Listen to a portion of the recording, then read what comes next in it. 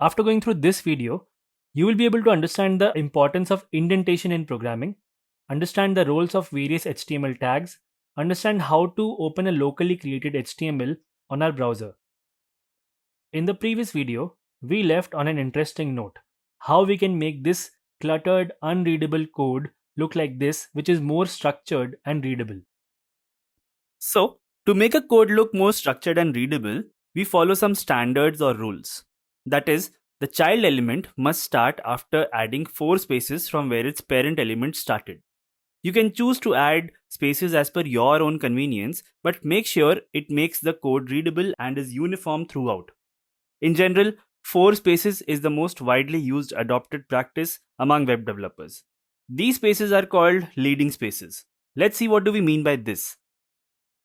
So, the first element in our sample HTML code is the doc type HTML, which we will discuss shortly in the video. In the next line, we have an HTML element which is not a child to any element. So this will start without any leading space. Next, we have a head element which is a child to HTML element. So it will start with 4 leading spaces. To add a leading space, just press spacebar once. So for 4 leading spaces, we need to press the spacebar 4 times. Next, we have a title element which is a child element to head element. So the title element will start with 4 additional leading spaces as compared to its parent head element. This means we need to add 8 leading spaces. The head closing tag will be written in a similar way as we have defined the opening tag, that is, by adding 4 leading spaces. And using a similar approach, we will write the closing body and HTML tags. Indentation is the most basic and important thing that separates a beginner level coder from a good coder. This principle is not only followed in web development but in all programming languages. If your code is written neatly with proper indentation, anyone looking at your code will be impressed and will appreciate you for writing neat and structured code. It has several other benefits. For example, if you apply for a job and submit your code as an assignment, the first thing that the interviewer will see is the way you have written your code. This would enhance your chances of getting selected. So make sure that whenever you write a piece of code, it should be well structured and indented. And the only way to ensure this is to practice more and more so that you build this habit. Now, let us again come back to HTML code and let me walk you through the various tags, elements, and attributes we have used. The first is the doc type, which is neither a tag nor an element.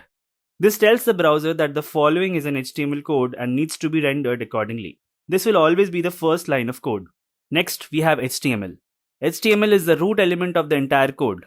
All the elements will be present inside this root element, that is HTML element. Please note that HTML element has only 2 direct children, that is head element and body element. The head element only contains some additional information about the web page that is not directly a part of the web page. For example, the title element that contains the page title of the web page, which is displayed at the top of the browser. Don't confuse this head element with the header of any web page. Mostly, beginners make this mistake here. Next, we have the body element that contains all other elements that are directly visible on the web page. For example, the h1 tag is used to add a heading. The p tag is used to add a paragraph. The hr tag is used to add a horizontal line, which is a self-closing tag. The a tag is used to add a clickable link that redirects the user to a different page. The content part inside the opening and closing tags is visible on the page, that is, click here.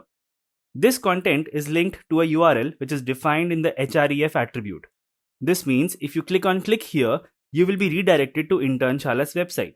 And lastly, we have an image tag which is used to add an image to our web page. The src or the source attribute defines the path from where the image will be fetched. It is also a self-closing tag.